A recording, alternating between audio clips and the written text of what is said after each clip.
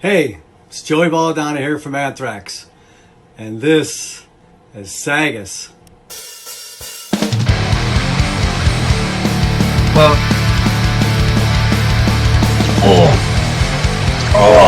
look, this is a big one. I didn't break out and join the podcast today. It is now time for Devil's Advocate. Same time, same place, awesome. What's going on, everybody? This is Corbin, the Serpentine Skipper. And this is Random Berserker Marabou. And this is SAGAS. SAGAS, yo. Shout out to Jeff Hardy, the wrestler. Woo. All right. Before we start the program, thanks to Dick's John making us do it. SAGAS, Morgrot. There you are. Morgrot. So, Morgrot is a physical magazine filled with artwork, reviews, even most reviews done by me. Well, done by me. Look at your face. We have the SAGAS logo on each, on this edition, plus each going forward. Like I said, sick artwork. If I go here, more artwork. Yeah, it's full of artwork, reviews, interviews, anything metal. You're sure to find it in here.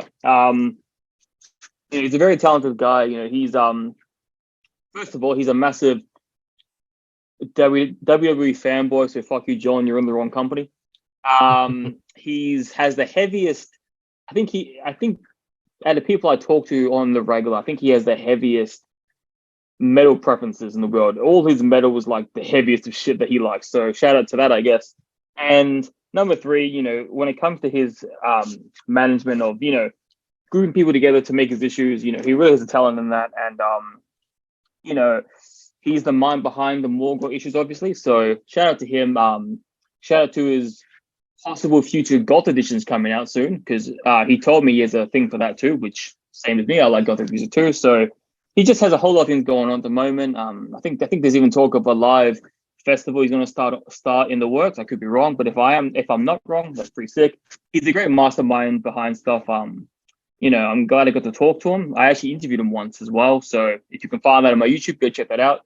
And otherwise, just go on the link provided. And yeah, it will be spread across the top. Morgrot, where to find him, how to support him. And yeah, Morgrot, John Sorrell, they are the shit. Nice. All right. Nice. So if you want to discuss today's episode, since it's your choice. Well, I've been wanting to talk about this band for ages, man, since we started. And I don't know why it took me so long. I think I was just wanting to wait until we got a certain distance, because I wanted people to hear about this band. They're a legendary band that has made waves that people don't even realize. That the impact these guys have had on metal is unbelievable. But still, they haven't become a household name like Metallica. But to me, they're more important, and they are none other than, except from Germany.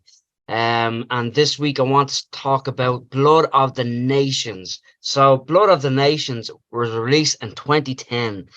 It is an hour and 7 minutes, 7.5 minutes long. So it's a monster of a long beast album. Recorded in August 20, or released in August 2010. So and released in, yeah. So anyway, none of that fact stuff. I just want to talk about the impact this album has had on me as a person. I'm talking very serious because this is serious business.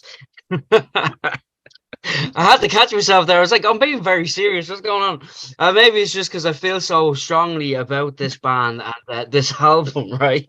Fucking hell. It was released on Nuclear Blast, one of my favorite labels, and it was recorded by somebody we've mentioned before in the podcast, Mr. Andy Sneap.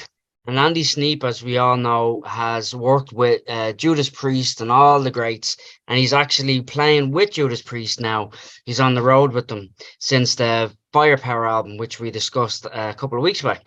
So this is one of those albums that, you know, there's a lot behind this album as well. Like, it's not just straight up accept from back in the day, but I think it's an important album for the band, and it's my favorite album of the band, which I'll hit on later on is probably controversial for me to say, but you know, I'm just super happy to be chatting about this band. So, bro, I don't know, had you listened to Accept before, or was this your first album?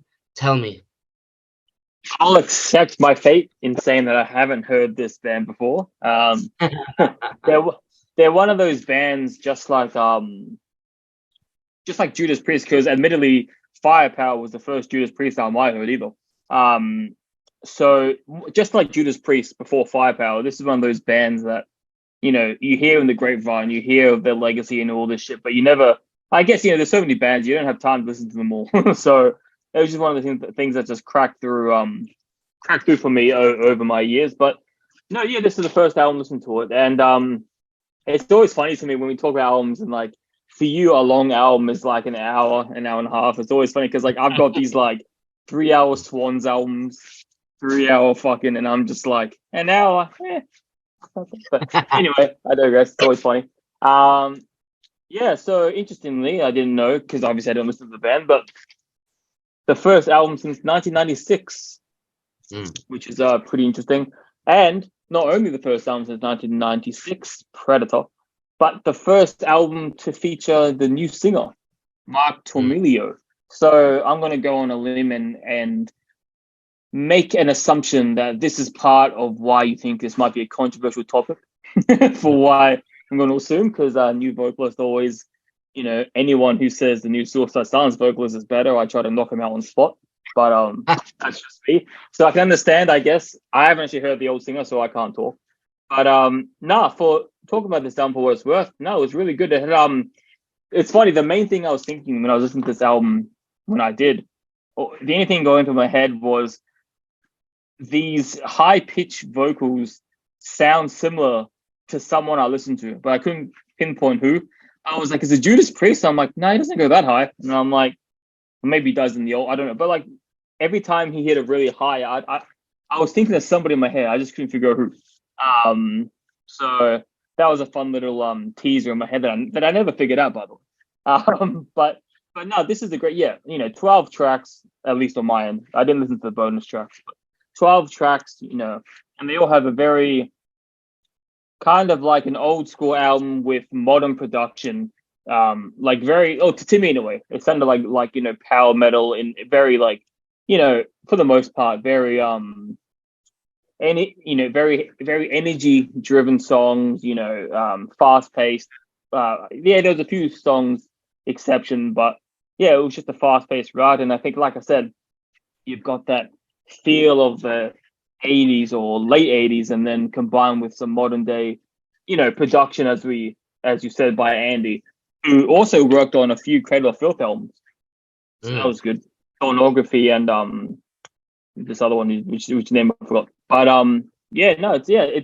first impressions, considering I've never heard the band before, great album, and it was really good. Sick. Yeah, well, you hit on a few things there that I wanted to talk about, right? Well, as we said at the start, these guys have been there, done that, you know, since like the inception of this band is 1976, but they are together since the 60s in a different version of themselves. I think they were called Band X or something like that. So these guys have been here since the grassroots of anything heavy, you know. They've helped sculpt it in they've influenced and inspired everybody, you know, Metallica, Megadeth, Slayer, Testament, Anthrax. All of these bands will attest that they, you know, took inspiration from these guys.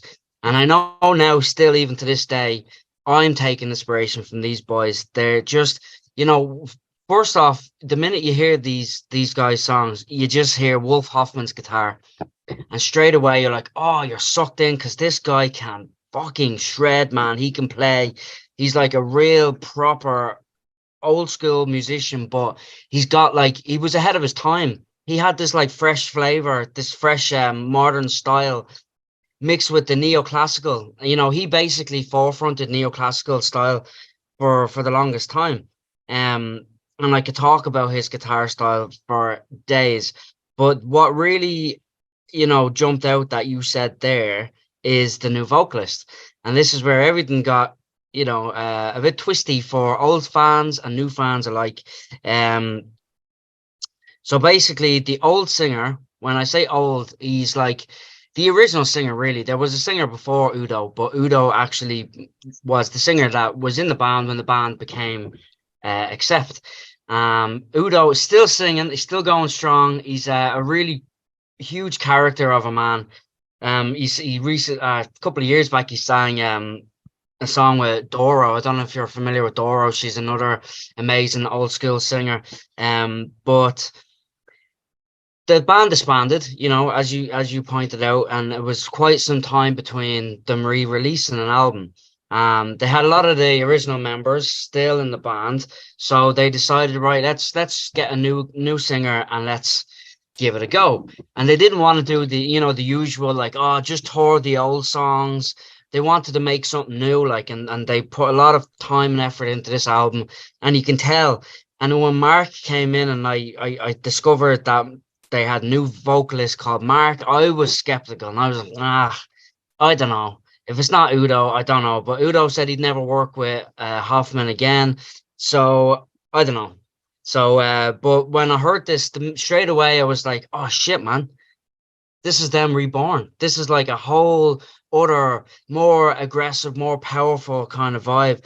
And they brought on, they're a German band. I don't know if we've mentioned this. Anybody that isn't familiar with the band, they are German super heavyweight band. And they brought in an American vocalist from New Jersey, which is really, really unusual. For a German band to bring on an American vocalist or a musician. And this is also where you said there's a band that the vocals sound familiar, but you're not sure who it is. And it's a band from your shores, bro. AC/DC? Oh, yeah. Yeah? That makes sense. Right.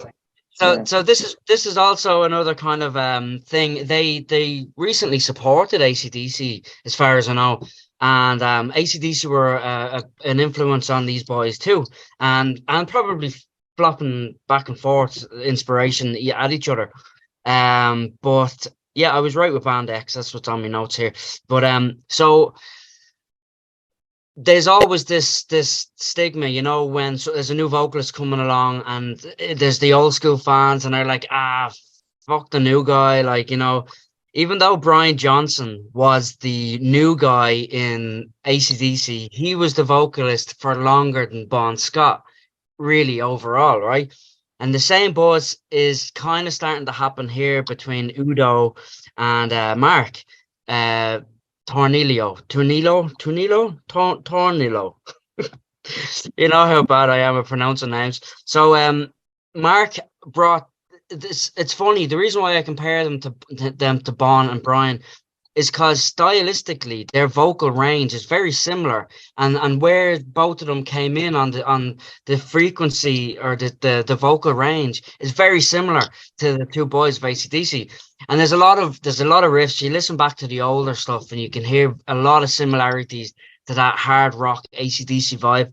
And I just think it's a really interesting kind of way of looking at the band. But, you know, everybody always says, oh, he had such big shoes to fill in Udo's shoes. And I think he filled them shoes and popped a hole through the shoe. You know, like, I really think he's after making his own stamp on this band. And I think they're four albums in since. I think they're working on a fifth. So, yeah, man, just happy days. And yes, I'm glad to be talking about these boys finally. Yeah, you know, it really is an interesting discussion because, you know, I think as far as the metal world goes, in my head, it goes. If I can try and talk for the majority, if I can try to guess, I think it goes something like this: the one band that is undisputedly the poster child for the rare poster child for a band that changed the singer and everyone loves it. Anthrax.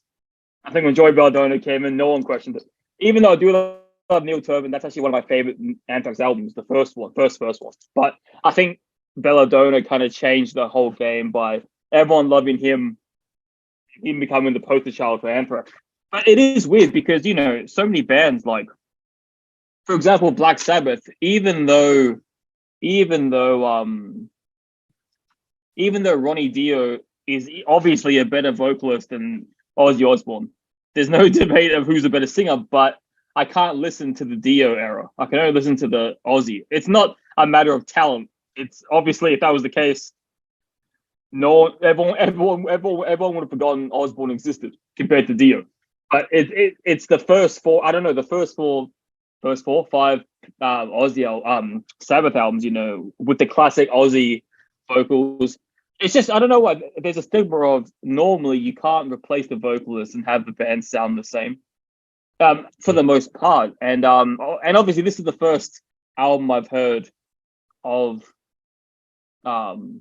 this band, so I haven't heard the former one, so I need to go back. But you know, like for me, it's with everything. The Misfits, I like the first two albums because the rest they changed the album, they changed the singer, and there's a whole thing online.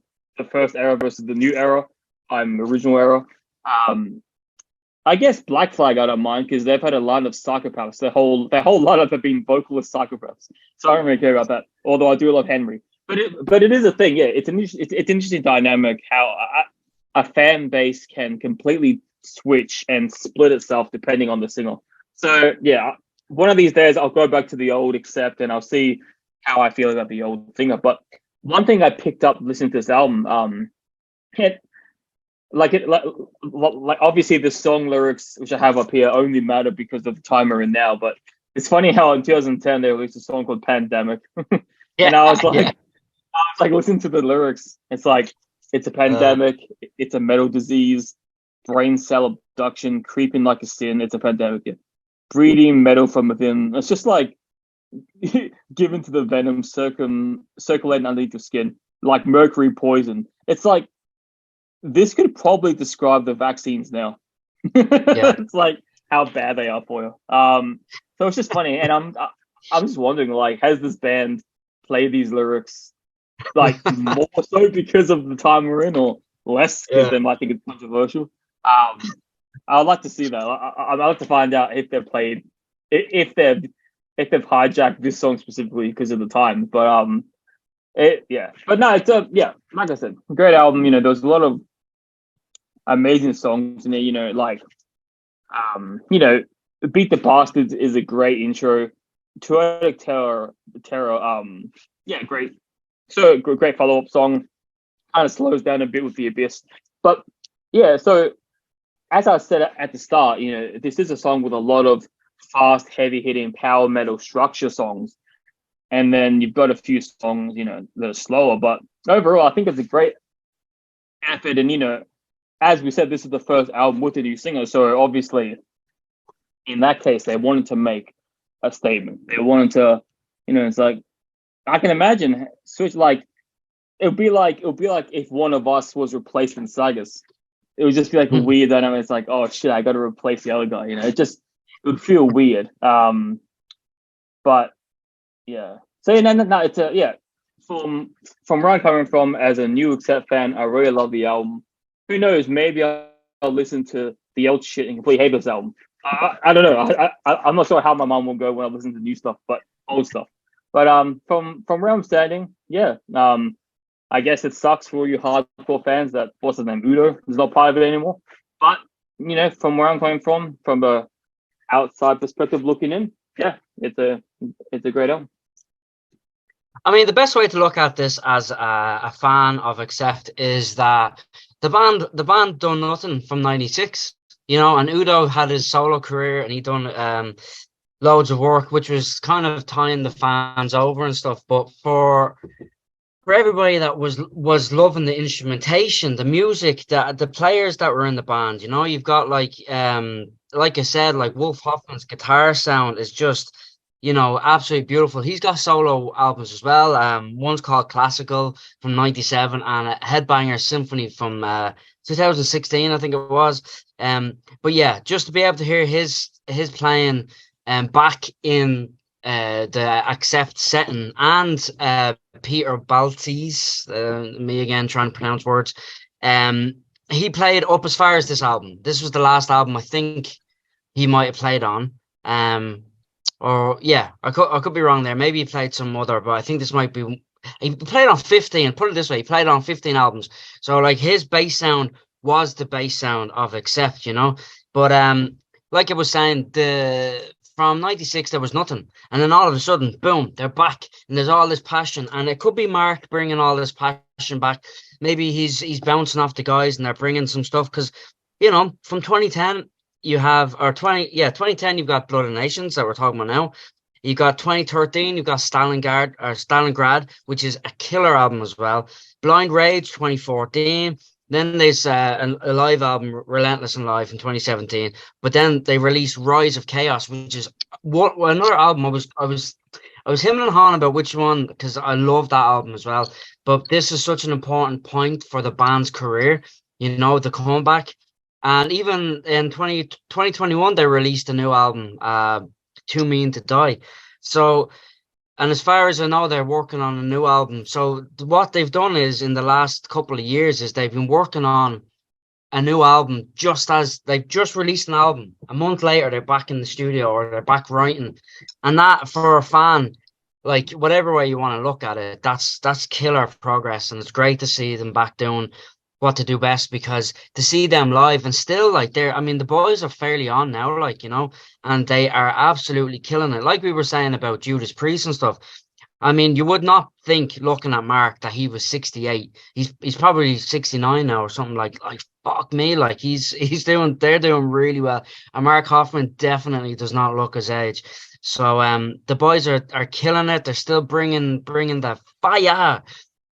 Speed metal royalty, hard rock kings, old school heavy metalers who gave us the riffs. You can tell I practiced that. No, I didn't really. I just, you know, maybe I did, maybe I didn't. Who knows? So yeah, 16 studio albums. What more can you say?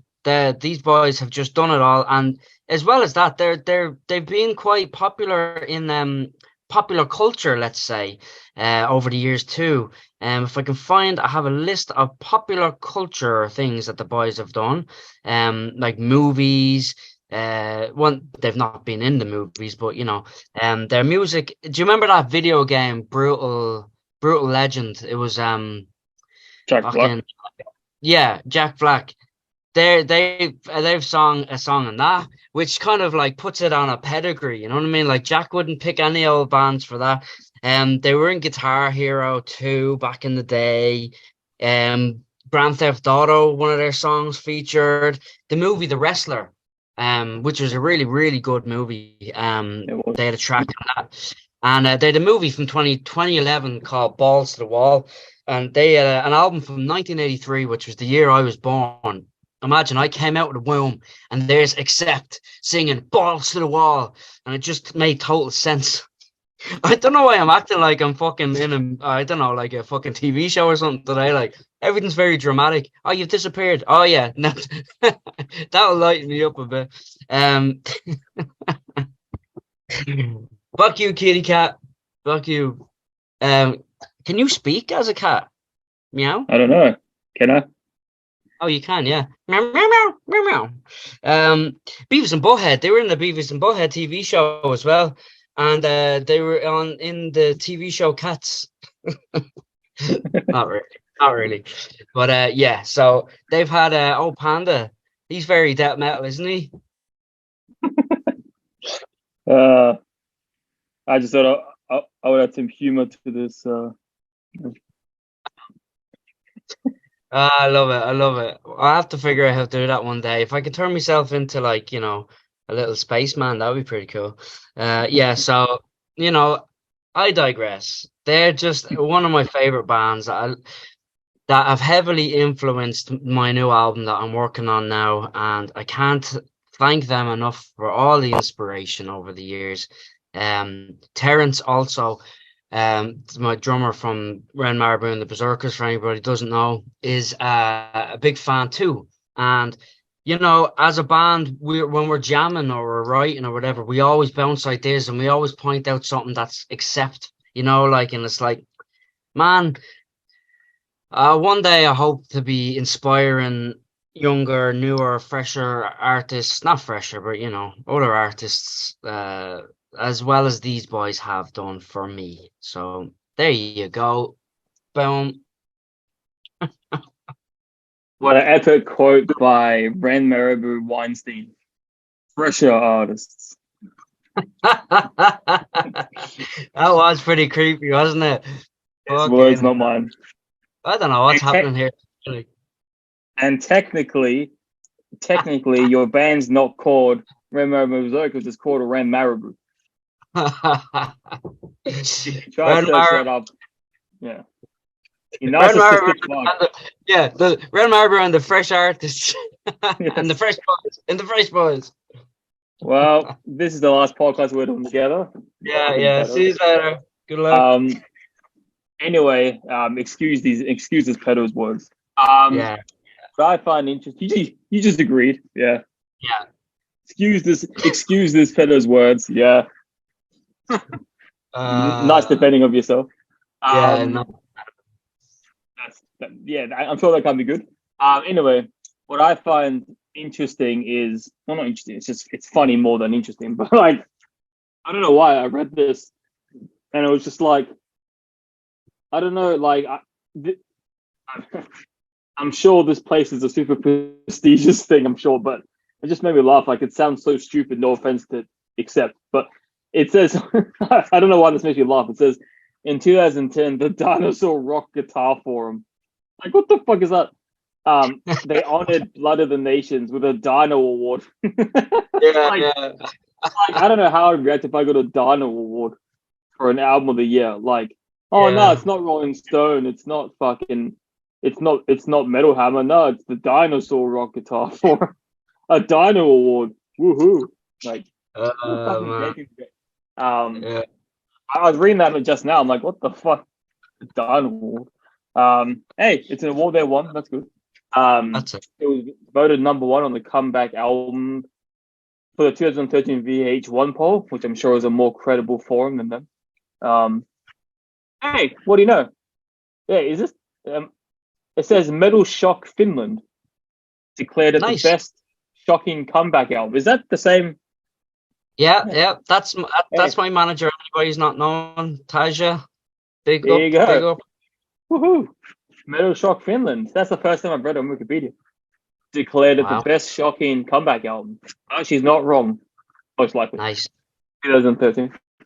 And at the German edition, the Metal Hammer Awards, 2011, the song Teutonic Terror won the Metal Anthem Award. Nice. Yeah, I mean, you know, this album got a few accolades, and who knows? I mean, I'm sure this isn't the real thing, but I mean, like, maybe, who knows? Maybe there was some bias in the accolades for, you know, it's a new singer. It's like maybe the people giving the accolades are a bit hesitant. It's like, oh, you know, this guy's not Udo. Do we really want to? I mean, I'm not saying that exists, but if it did, I wouldn't be shocked about it, you know, because you're so used to someone. It's just like, I don't know, like I just said a few minutes ago, like, I wouldn't give the Dio Sabbath any accolade. I'll give them all to the original. But that's just me, you know. So I can understand that talent for some people, I'm sure, won't be a factor when including their bias. But I'm just curious to see. I wonder if they would have got more accolades had.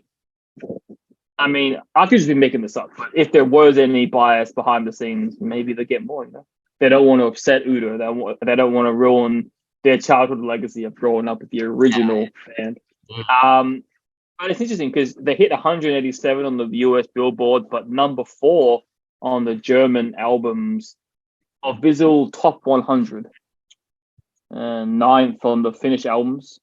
So I mean, 7th on Swedish. So I mean, look, I mean, at this time, and at this point anyway, number one albums don't really mean much. I mean, obviously you'd want a number one album, but like, you know, like I think the quality of the album, the production of the album, all that stuff's a lot more important than getting a number one spot. Because I'm sure we can list so many number one albums if we tried that were probably shitting compared to other albums. So, you know, yeah, position peaks don't really matter that much, but it is cool to know that, you know, at least in Germany, they almost got number one, top 5. That's good. Top 10 in Sweden and top 10 again in Finnish. So, you know, no, like, yeah, a new singer, fucking, you know, and a new drummer for this album. Stefan Schwartzman. No, Stefan Schwartzman. So yeah, I mean, you know, think about it. 2 new band members, 1 original gone. I'm sure it must have rubbed some people the wrong way, and you know. But the good thing is, I get to look in with fresh spectacles, looking in because I haven't heard this band before. And as I said already in the other one, yeah, great album. You know, and 4 out of 5, 6 out of 7. What a weird rating. 7. 9 out of 10. Yeah, so I mean, it's gone. I wouldn't say universal acclaim, but above average, well above average acclaim. So you know, at this point, and that's what I completely forgot. I just find it funny the album cover. It sounds like, you know, it sounds like secretly Mark is giving like a secret middle finger to Udo, like yeah. Because you know, because like in some places that's the middle finger. It's like yeah. And the way it's flipped, it's not that. Yeah, I think it's funny. Like he's secretly going in, taking over, except from the front because the fingers are on the front of the title, and he's just like. I mean, who knows? Maybe that's just my subliminal mind going, but pretty funny. That's me. He's pointing at the C and the E, you see. So whatever the C and the E means, it could mean something subliminal. I see. But yeah, man, that's just a killer album. I absolutely love it. The boys, you know, it's always hard to step into a band. And now, in all fairness, like Mark is a legend in the Jersey scene. What was the name of his band? TT, bear with me. Yeah, TT Quick. They still do a little bit, you know, like but obviously he's so busy now with Accept. But yeah, man, just the step into the shoes and make the band the new era, let's say. You know, it's a new era, and it's just killer. The minute I saw the video for Tectonic Terror, I was like, oh shit, man. The boys are back, and this is like bigger and badder than ever. And they're on like this in this like apocalyptic junkyard, and everything's on fire. There's flames coming up, and it's just like menacing. And they mean business kind of thing. So yeah, happy days, man. I'd probably listen to this album until the day I die, and always find some subtle nuance in it. Like everything, you know, there's you know, the original riff master himself, the fat bassist Peter. You've got this new blood on the drums, and then you've got old school new blood. So that's the blood of the nations brought together for one whopper album. Did you just say, did you just say the fat bassist? I did, yeah. I tell you what, there's fat bassist. That's nice. He's not even. He's in lovely shape for a man of his age. Why'd you call him fat? I was like, what the fuck? You say the fat bassist? Yeah, that's mean. Yeah. Oh, I'm definitely not tagging the band now. I'm sort of going to call him the fat bassist. Hashtag fat bassist. Wow. And I thought I was a serpent tongue. Fat bassist. Man. All right. Well, before we get cancelled, who do you want to shout out? This week, I would love to shout out my very, very good friends over at the Ulster Mead Co. because the same guys you kept hostage. yes, I kept them hostage during the week. Anybody that doesn't know or does know, myself and the other Berserker boys went down and visited the lads in their lovely meadery in Convoy here in Donegal, and got to sample their wares, and we held them hostage until we drank all of their mead. So it was a great day. It was a lovely experience. We've got to bring some family with us, and they got the full tour of the whole meadery and the history behind the lovely big woolen mill that they work in or that they're based in. Yeah, it was just really cool. And the boys now have their herbal wine available, but in, I'd say, a month or two, I think they said May to me. Yeah. King of the North, my favorite mead, King of the North, is going to be available again once more. So keep an eye on my page or the Ulster Mead Co. Facebook page, and keep updated on the progress of these amazing mouth magicians. Oh man. Our artist-aholics. Yeah, why not let you talk? Today I want to be talking about Viking Trinkets. This is a bitch to get back on, but let me show you. So we have our amazing, this one's a serpent bracelet. It's all silver with the head that bites on. Very cool. Straight onto your wrist. It's nice and baggy. But it doesn't go over my watch, which is good. I wear it every day when I can. I've also got the Major's hammer with the Fenrir wolf heads. Very cool, very fashionable. That's a combination of silver and gold. You can wear it every day in the shower, to bed, to work. Yep, that exactly, which is what I do. So yeah, go to the website, which I'll have above me, vikingtrinkets.com. Get yourself an item and put an SMP10 for 10% off. And if you do get stuff on them, tell them that the Sagas boys sent you. Cool. All right. You want to take it away, Ren? So it's now time for the Devil's Advocate. The Devil's Advocate.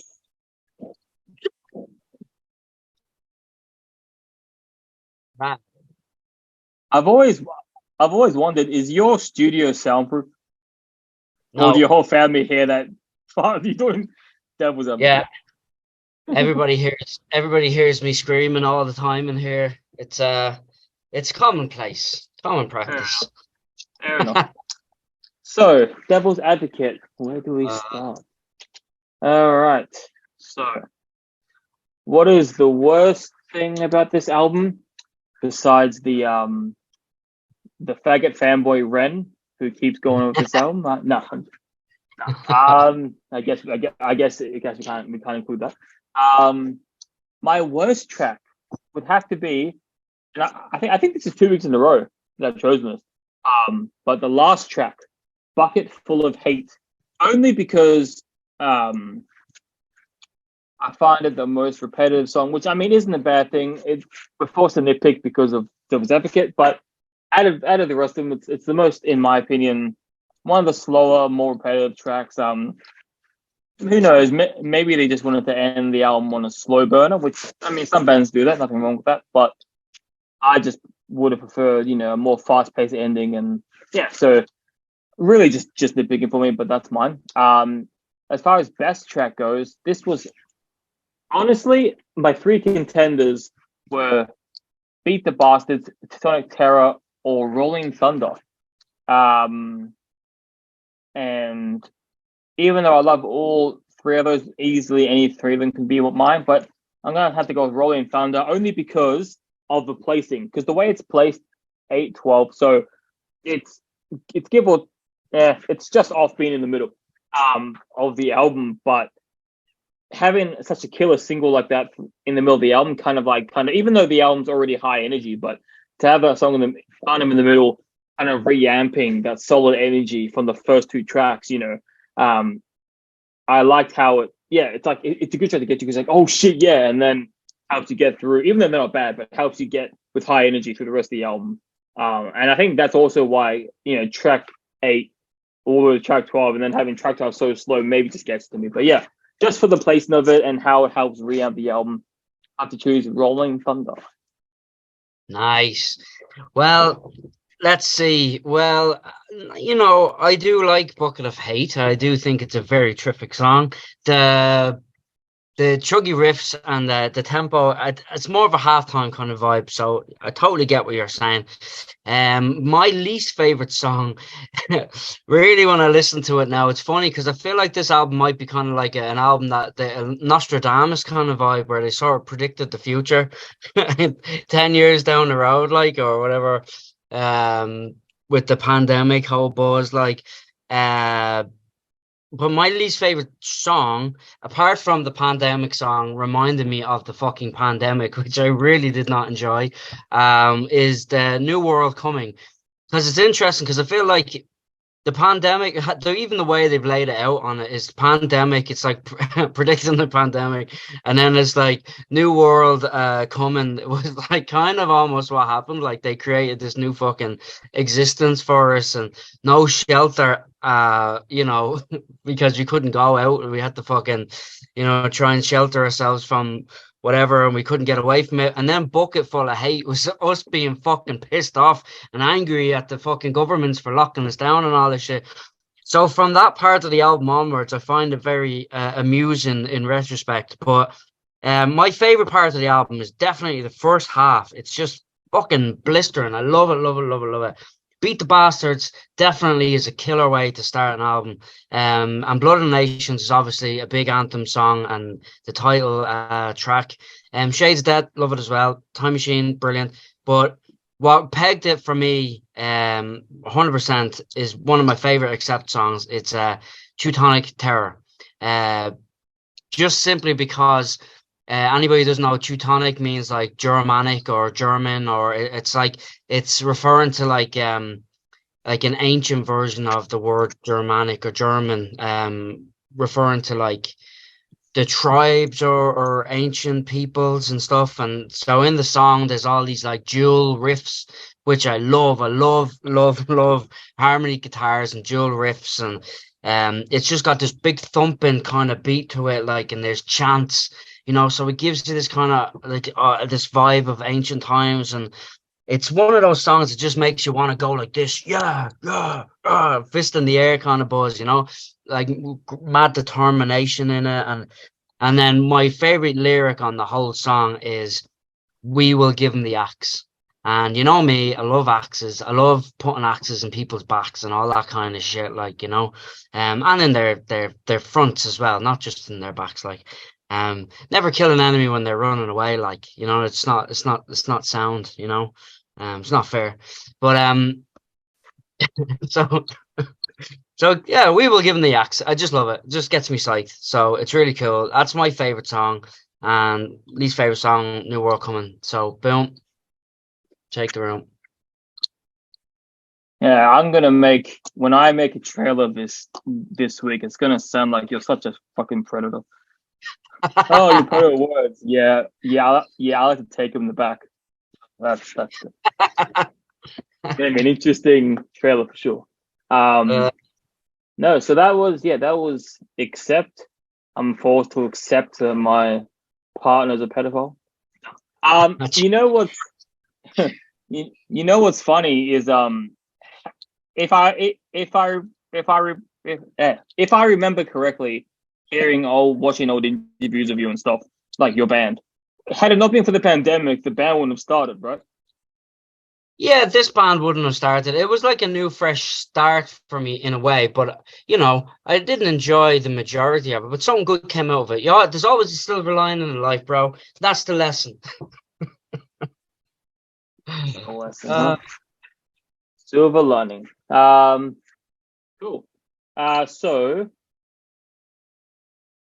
Hey, Hey, we just got a comment on our latest episode of Sagas. Nice. Just came up. Someone just wrote Sagas. Sagas. Anyway, for next week, we're going to have a guest on who I've already confirmed. And good thing about this, he's currently living in Berlin, Germany, and which is ironic. He's talking about joke. And his name is Tom Galchelager. I probably butchered that last name, but he's also known as Fountainhead, which is described as an alter ego of himself. So yeah, we're going to be talking about his debut album for his debut album under the name Fountainhead, which is an album that I actually gave a little bit of a listen today because I wanted to get myself more into the mindset for next week. I'm bringing it up now on because it's on Bandcamp. But there we are. So the album we'll be covering next week will be Fear is the Enemy by Fountainhead. It's a 5-track album. Released in 2013. So, Nice.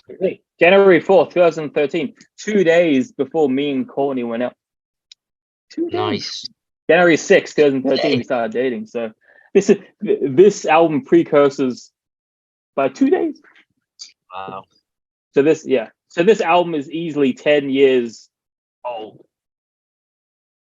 Nice. Anyway, we can talk about that album, Fear is the Enemy. I'm excited we get to have him on next week. And so get tuned in for that.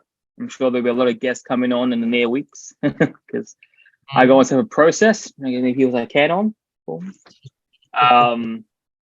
So that's that for this week. Any last words, my pedo friend?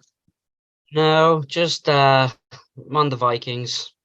The Vikings. Wow, this is gonna be a fun thing to edit. Same time, same place.